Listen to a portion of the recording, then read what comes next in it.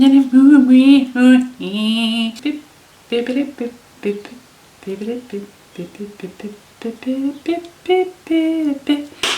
guys, welcome back to... I'm so sorry I shouted at you. Rude. Hi guys, welcome back to my channel.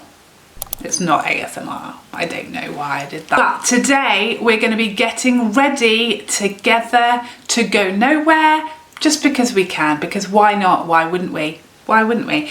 And I'm going to be reacting to, responding to, replying to your unpopular makeup opinions. Although some of these are pretty popular if you ask me. Before we get started with the makeups, I have a question of the day from Pat, who asked me to go over some of the equipment that I blog with for Why Not, especially given that I've now moved to a different filming space. I'm going to give you a very quick tour of my new space and what I use to film. See you in a mo. This is my new filming space. This is where I sit, is obviously on this stool here. So I have my lovely window in the background. As you can see, dual aspect natural daylight, which is why I said I barely need to use my ring light. In fact, today when I'm filming, I didn't turn my ring light on. When I'm sat here and I'm just talking, I don't need any lighting anymore. You can see my side lights are dead and over there because I just don't need them in this new space because we've got all this lovely natural daylight coming through these two windows, and there's a third window just here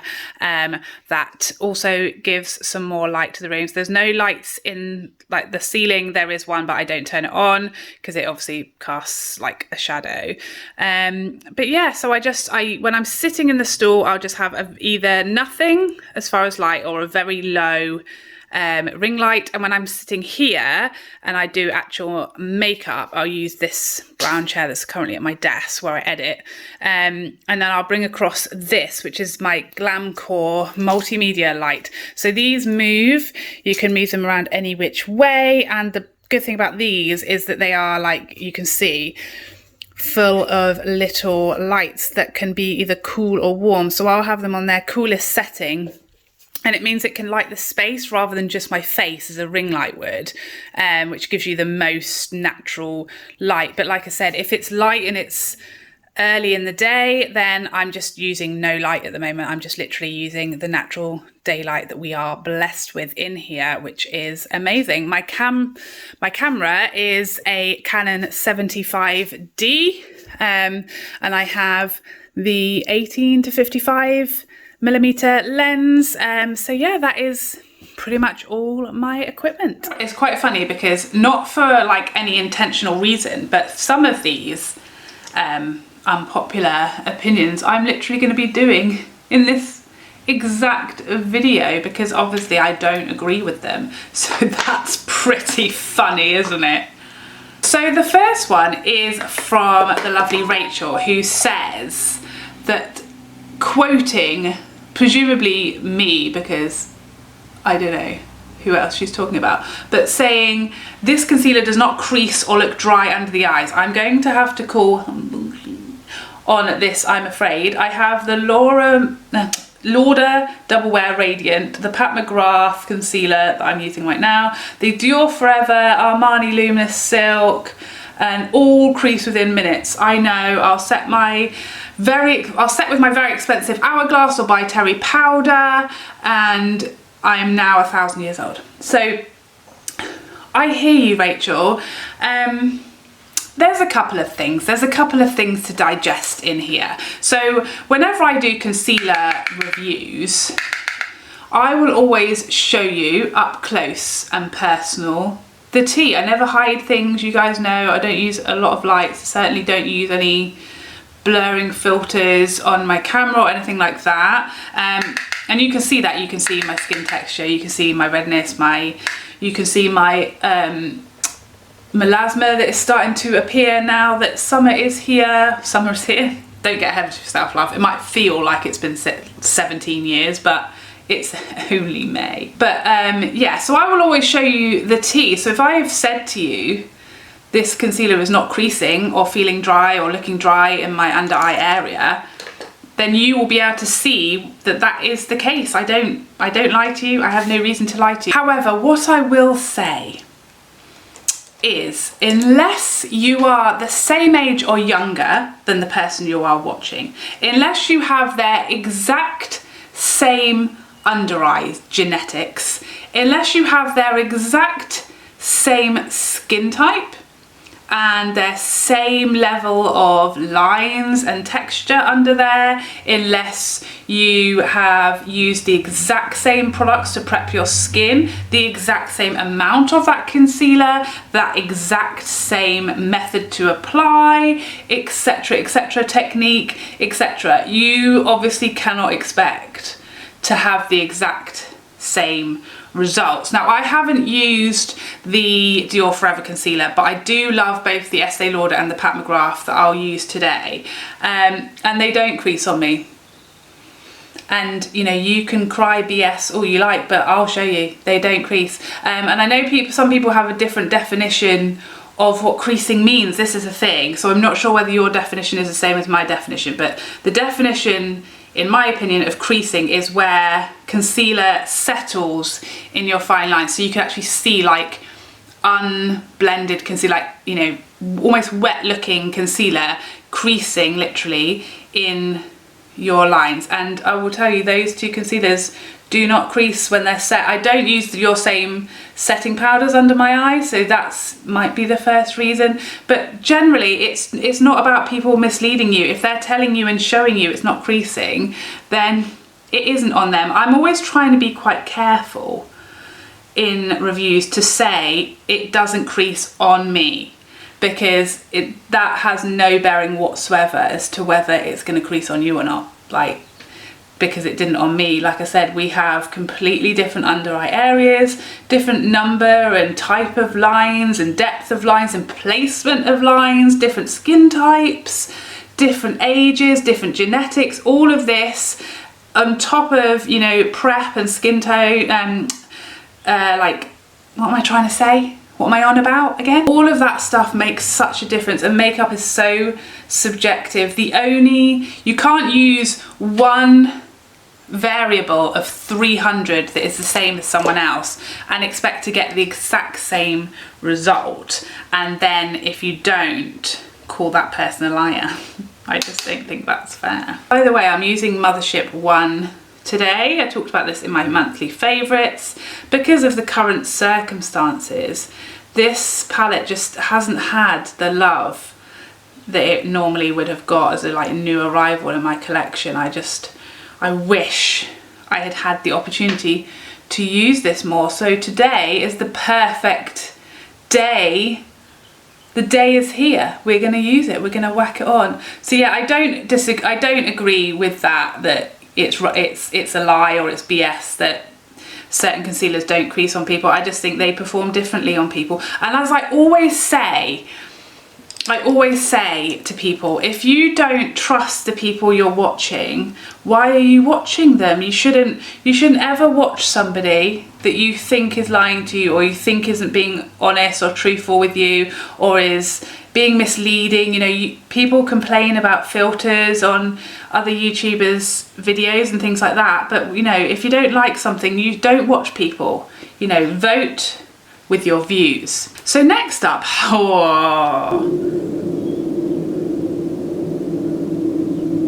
highlighter is incredibly overrated. It never looks good when people do actual close-ups, and it doesn't look good in real life either. That must be a typo, mustn't it?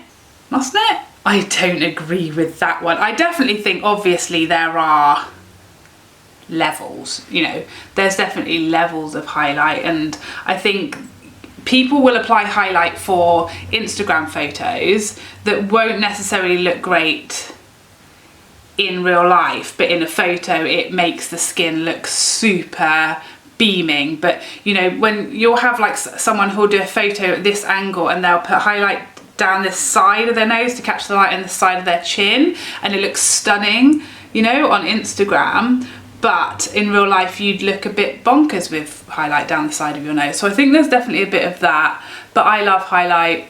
I think it's beautiful. I do tend to lean towards a more natural glowing highlight, but I love it. I love it. And I just can't frankly believe you've said that. I can't believe it. Drugstore makeup is as good as middle to high-end makeup. No, it's really not.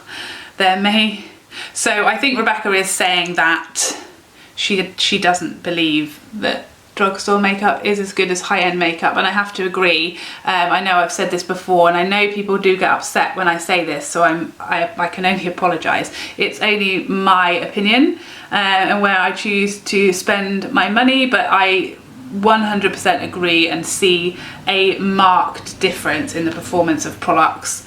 You know, how much I have to use to get the same effect, and also, you know, ingredients. People don't talk enough about ingredients, but even if you can get a product to look similar, or something is a similar shade, you know, of eyeshadow for example, it doesn't mean that as far as the ingredients that the quality is the same, if you know what I mean, of as far as what you're getting for your money and things like that. I also find that high-end makeup does last a lot longer and better than drugstore, probably again because of the ingredients, but you know, I certainly have no issue with anybody else who feels differently. You know, I believe we should all spend our own money however the heek we like, you know, and what makes us happy. And so more power to you if you would rather use drugstore makeup, and more power to you if you prefer the high-end stuff. It's just totally a personal preference, whatever tickles your pickle. Primers are unnecessary and don't really do much to extend the longevity of the makeup. I feel like if that's your experience, that's your experience. My opinion would be that if that's been your experience, you just haven't found the right one, because I certainly know that my Tatcha Silk Canvas makes a huge difference to how my makeup looks and how it wears. It definitely wears better with it, and it gives me a smoother canvas. I use less foundation to get a smooth you know, base that's perfected all over. I don't need as much. It blends beautifully everything into the skin. It keeps everything looking hydrated and lifelike. I just think I can't say enough about a good primer, and I feel like especially as you get older, I think it's like a cheat. It's like an extra skincare, especially something like the Tatcha one that you guys know I love, because it does actually have lots of skincare in there and acts as a barrier to the nasty stuff that is just all around in the air, like it just don't care, you know? So I think there's definitely lots of benefits. That's my personal opinion as far as primers go. I think they make a big difference, but you have got to find the right one. And again, it's like concealer. It's not necessarily because I use these primers doesn't mean that they're going to work the same on you if you don't have the same skin tone and type, and skin type, etc., and same skin issues as me. Then obviously you're not going to have the same result or love the same products as me quite as much, you know. Eyeliner is not for hooded eyes. I definitely disagree. I think if your eye is fully hooded, as in there is absolutely no lid showing whatsoever, then I think it would be a waste of space, in my opinion. Ace of base or waste of space. All that you want. Am I going to get copyright struck for that? No, they'll never recognise it. But yeah, I think if you have zero space, for me personally, I would prioritise being able to see some of my shadow over seeing some liner. With me, my eyes are like half hooded. You know, there's obviously degrees of hood. I have some lid showing. If I'm kind of looking straight on, it's not that much. But if I'm kind of looking, you know, up or tilt my face or raise my brows, you can see about half of my lid. So for me, as long as I do my liner in the way that suits my eye shape, as in I'll just bring it halfway to the lash line and do a wing that's not as high of an angle, I think it can look beautiful and actually make my eye appear a lot bigger and a lot less hooded than it otherwise would, you know. But I think if your eye is fully hooded, to me it would be a little bit, you know, don't waste the space that you have got. I'm mixing my Shiseido, I just got my summer shade in, which is Citrine, and I'm mixing a bit of this Nars Tinted Glow Booster just to see what happens, you know. I wasn't a huge fan of it, well, I just felt like it wasn't doing a lot once makeup went over the top of it. But you know, might as well use it up, it's here now. Did I not bring my foundation brush down? I mean... It was at this moment that she knew she f***ed up. What a moron. Well, I'm just gonna have to use a sponge then, aren't I? I'm just gonna mixy mix this on my tray and I'll just have to use a sponge for today. I love using shimmer in the crease. Yes, Gillian, totally agree that that is a thing. And I saw actually the Natasha Denona, not a fake one, not an imposter. I saw the Natasha Denona doing exactly this on her IG stories the other day, and it looked glorious. And if it's good enough for Natasha, if anything, it's probably too good for me, to be honest. But yeah, totally agree, you can do that. I do not understand the need for a light coverage foundation or BB style coverage products. It's either full or go home. Go full or go home. I think that, oh, motorbike.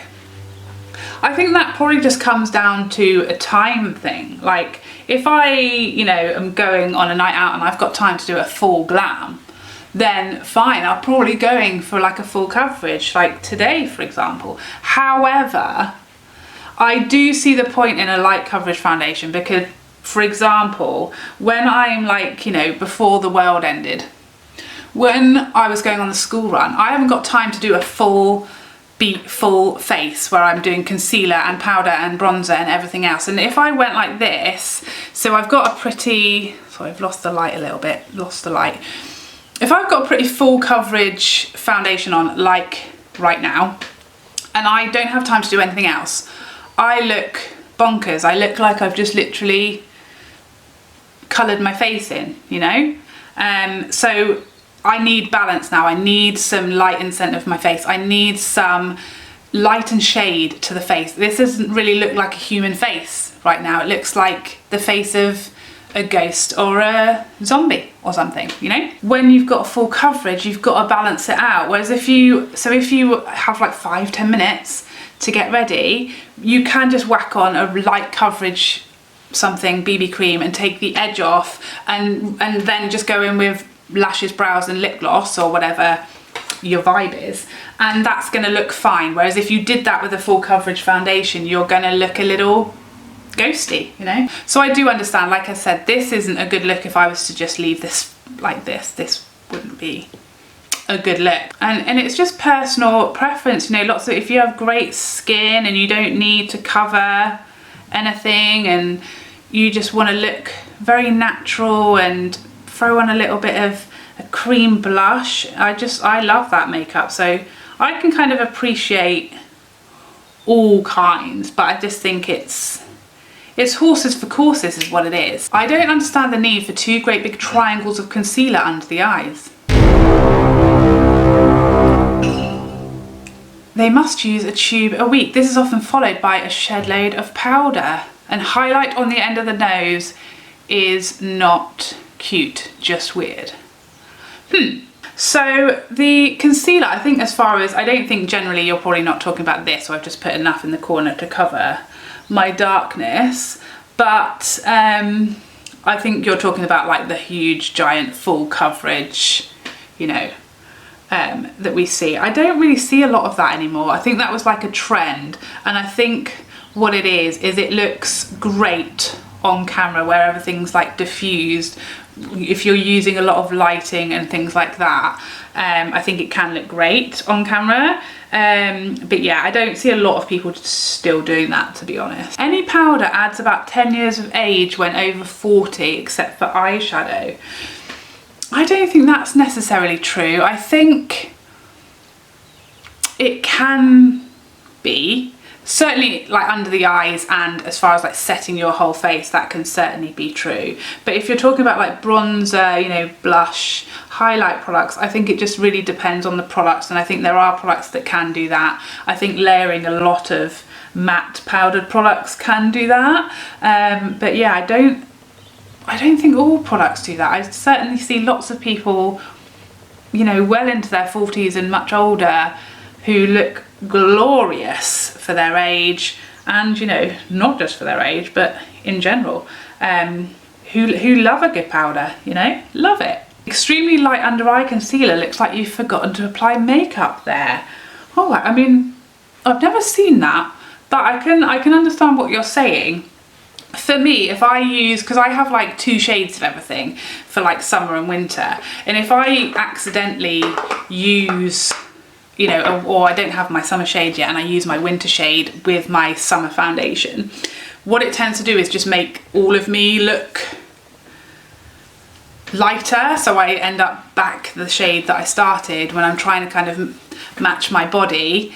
If I use then a really light concealer, it basically matches me back to my face, which is not what I was going for, not what I was trying to do. So that can be a thing for sure. I don't understand why people buy more than 2 highlighters. You need a subtle and a see me on the moon. What else can you need? Well, I mean, I guess it's a bit different for me, but the first thing I'll say is, in theory, I mean, we don't in theory need more than 1 of anything, do we? I mean, we've only got 1 face. So I'd say, I mean, 1, there's definitely a difference between needing what we need and what we enjoy and like to have and what gives us joy. I certainly appreciate having options and having a choice. You know, when it comes to anything, eyeshadow, blush, bronzer, etc. Do I need to have 10 of anything? No. But do I enjoy having more than 1? Yes. And I will say that if not, obviously I buy more than I need because of YouTube for reviewing and having, you know, you need to have a bit of a collection in order to compare and decide which is your favourites and things like that.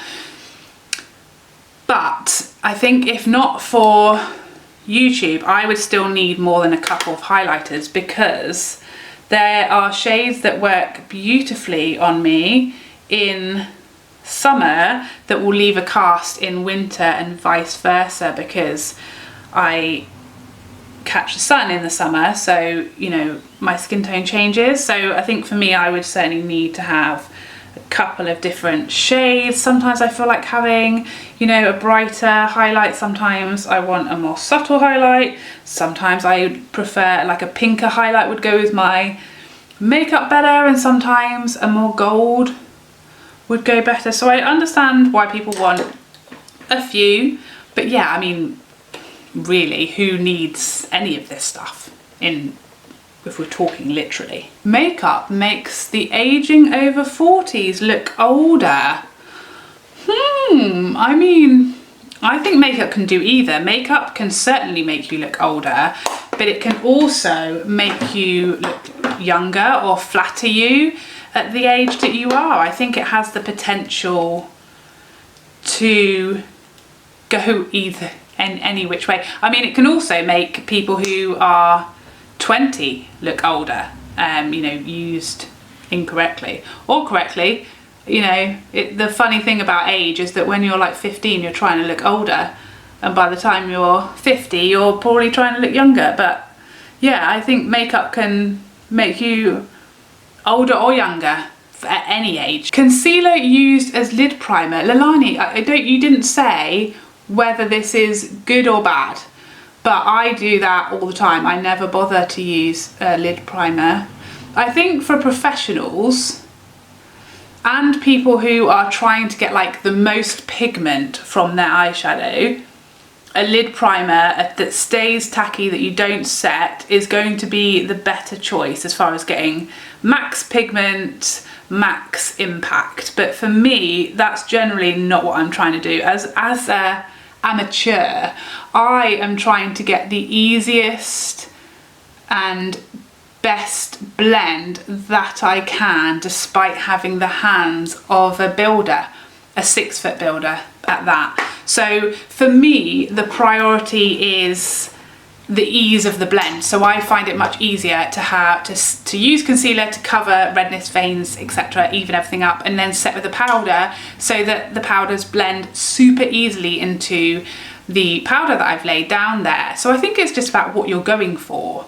But concealer definitely works for me, that's for sure. These sleeves don't want to stay down. Overdrawn lips look ridiculous, like a child has had a go at putting on their mum's lippy. Ooh. I mean, again, I'm imagining you're talking about like the insanely overdrawn lips, because I will overdraw my lips because I have a very pronounced cupid's bow. So if I don't overdraw it, it looks like an M, a very pointy M. If I literally draw my lip line, it would be a crazy M. So I kind of go around it and make it more curved. So in theory, I am overdrawing my lips is in literal terms. But I don't think I look like a clown, but I guess the whole, you know, giant overdrawing of lips, yeah, I don't know that that's for me, to be honest. That's probably going too far. You're probably right. I hate baking. It's aging and looks awful. I think, again, this is very subjective to what your under eye situation is, the powder you're using, you know, making sure you leave it on long enough. I don't really bake because I generally actually just don't need to. Like, I don't have an issue with makeup moving throughout the day, things like that, and I would rather use less makeup. I'm 36, but I mean, baking if you're younger and have a better under eye situation, I think it can. I certainly know artists on here that I follow who look glorious, who bake and look insanely good, better than I could ever wish to. By the way, everything I'm using will be listed down below because I'm literally not telling you anything, I'm just carrying on regardless, you know, like a moron, carrying on without a care in the world, just as if nobody's here. Let me tell you, this YSL All Over Glow, I swear it's like the exact colour of my skin. You can't even see it. It's just light. This is my type of highlight, you know. This is it. This is it. Put it all over your whole face, for crying out loud. Why wouldn't you? Why wouldn't you? Unless, oh, we skipped some. Unless a setting spray is loaded with alcohol, which is bad for the skin, it doesn't do anything for makeup longevity. It just removes the powdered look. Well, Leah, my lovely Leah, you know me, I don't really use a setting spray a lot. I don't really need it. I don't wear my makeup for an excessive, insane amount of time, and I don't have a huge issue with makeup lasting as long as I kind of want/need it to. So I don't use them a lot, to be honest, but if I do use them, then that's literally exactly what I'm trying to do is, you know, if I've gone a bit nuts with a bronzer, I am just trying to sort of tone the powdery look down or something. So generally that's what I want setting sprays to do. But I do know people who swear, and like makeup artists who do bridal and stuff, who swear by like the Urban Decay one, but then you're probably right, that one probably does have a lot of alcohol in it. But I guess it's not at the same time going on top of skin. You know, you've got, you know, your primers, your foundation, and a lot of layers between the spray and your actual skin. So I don't know that, is it going to get through really and make much contact with your skin? I don't know. Someone tell us. Someone let us know. This Patrick Tar brow soap, or whatever he calls it, is literally given me the brows of my dreams. I feel like I look like I've got twice as much brow hair as I ever have before. So thank you, Patrick, for that, you know, thank you. We appreciate it. I did have to give my brows a good old trim though, because when I tried this for the first time, like my brows were a little unruly and they were like up to here, you know, which is, you know, fine. We're losing the light a little bit here. We've gone a bit dark. A cloud has come. We're Winter is coming. Can you see me now? Can you see me now? We've got one vote for having a bold eye and lip together and one against bold eye and lip together. I definitely think you can do a bold eye and lip together. It's a bit like that rule with like boobs and legs, but not both. I don't really believe in that one either. It really all depends what you're going for and the occasion. I think I tend to, if I've got a lot of eyeshadow going on, I will then tend to balance it out with a nude lip if I'm, you know, wanting to sort of tone things down because the occasion, you know, I'm doing too much for the occasion, like the school run or whatever. But yeah, if I'm going on a night out, I will absolutely do a bold lip and a bold eye at the same time, you know. Why not? I do love a rule break though. I don't like being told what to do, you've probably noticed. False lashes are one of the most successful cons in the beauty industry. People wear them who don't need them, then people wear them who don't need them, then need them because they pulled their natural lashes out wearing them. Oh my God, is that true? Does that happen? I mean, you know me, I've literally never worn, well, I've literally tried to wear false lashes like twice in my life and it's just not for me. Do they actually pull out your natural lashes? Because this is horrifying. Oh my God. This is tea. I wasn't expecting to have this level of tea here today. So, as promised, I want to give you a close-up of these eyeballs. And there's no creasing, so you can see. This is as low light and close up as we're gonna get. And there's no creasing. I don't lie to you, I don't lie. So let's go back and finish off the eyes. People over 40, lovely Bronwyn, or in my case 50, should only use cream products and dewy foundation. As in, I think the woman's saying that's rubbish, and I agree. I just think you should do you. And actually there are definitely products that will work on more mature skin, and actually cream products that won't work on mature skin. You know, popular belief, I think, is that people with more mature skin all have the same skin type, that everyone over a certain age suddenly has dry skin, and I just don't believe that that's the case. In fact, I know it's not the case. So yeah, everyone has different skin types, and that remains the case even as we get older. So, like, in fact, I'd say I'm probably like getting a little oilier in my old age. Really, products will work or not work depending on your personal skin type, regardless of age. And actually a lot of it is preference. A lot of people aging way better than me, and some people are aging way worse than me. So it's just, there's just not one size fits all, I don't believe. A lot of it is just about doing whatever the heck you want, because who is anybody else to tell you what you can put on your own face? Momo Kitty, I'm not a fan of a full face of makeup. Should I leave the lips off, or? I love a bold lip, glam eyes, super full lashes, rosy cheeks, a glorious tan, but not all of the above at the same time. I got you. So you mean like, you like doing, you know, all of the bold things on one face. I can probably agree with that. I understand what you're saying, for sure. I get you, I hear you, I understand. I think again, that's probably something that looks better on camera, so people tend to do that because it looks better on camera, because a lot of the lights will like dull makeup down and wash it out. So yeah, I agree that doing like 48 layers of everything and everything being super bold is probably, for most people, not a great idea.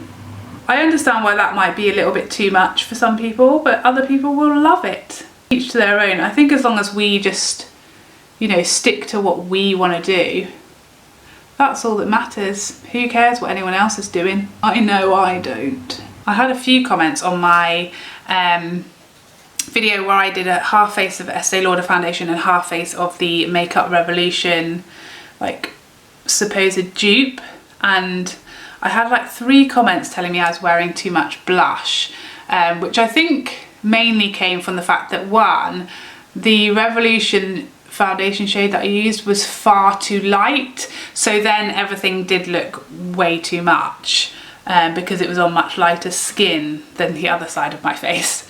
But 2, it was just the lighting situation. Like I had no side lights when I did my check-in, so you know, beaming a light just here and leaving the sides of your face in darkness will, a little bit like it is now, like if you see how I turn, this is definitely not, you know, a crazy clown like blush, but if I look forward it looks much more so that can happen. But the amount of like comments of people like, oh, that's way too much blush. I got told I look like a drag queen, and then I was told, oh, just it's too much blush, and I just, whenever anyone says anything like that, I'll just reply, for you, it's too much for you. Obviously it's not too much for me, or I wouldn't have put it on. People love to dictate what is and isn't okay. I just see it all the time, and I'm like, leave me alone, I'll put whatever I like on my face. If I want to put mustard on there, I'm gonna do it, you know? I'm 36, you can't teach me nothing. The Urban Decay Naked palettes are really poor quality and hard to work with. Now, I don't own any of them, but I have used my friend's a couple of times, on her actually, when we were doing like practices and experiments for her wedding. And I will say they aren't my favourite formula. I certainly don't prefer them like to my Natasha Denona, Pat McGrath palettes, my Charlotte Tilbury's, my Visearts. I would prefer all of those formulas to that one that I tried. I think it was the original one that I tried. So yeah, I haven't tried the others, but I will say I wasn't blown away by the one that I did try. And maybe that's why it was discontinued, you know? It's time to move on. They have been around for a very long time and things have moved on. So maybe that's what's happened. I just want to give you a little close-up of these eyes because everybody has been asking me about this Mothership I, and honestly, I'm obsessed. I think it's so pretty. I love it. And this for me is like a blue that I can and will love to wear, as opposed to like a scary blue. I love this blue. This is the Nars Orgasm X blush, and that's stunning YSL highlight like this. I mean, does this look terrible? Does you think this looks terrible? I can't fathom it. So I really hope you enjoyed this video getting ready with me. Thank you so much for stopping by, and thank you so much for all your unpopular opinions. They were super fun to talk about, and I would love to hear your opinions on these opinions and other people's opinions on the opinions of your opinions, and let's hear some opinions. And I would love to see you in the next one. Otherwise, take care for now. Bye bye bye bye bye.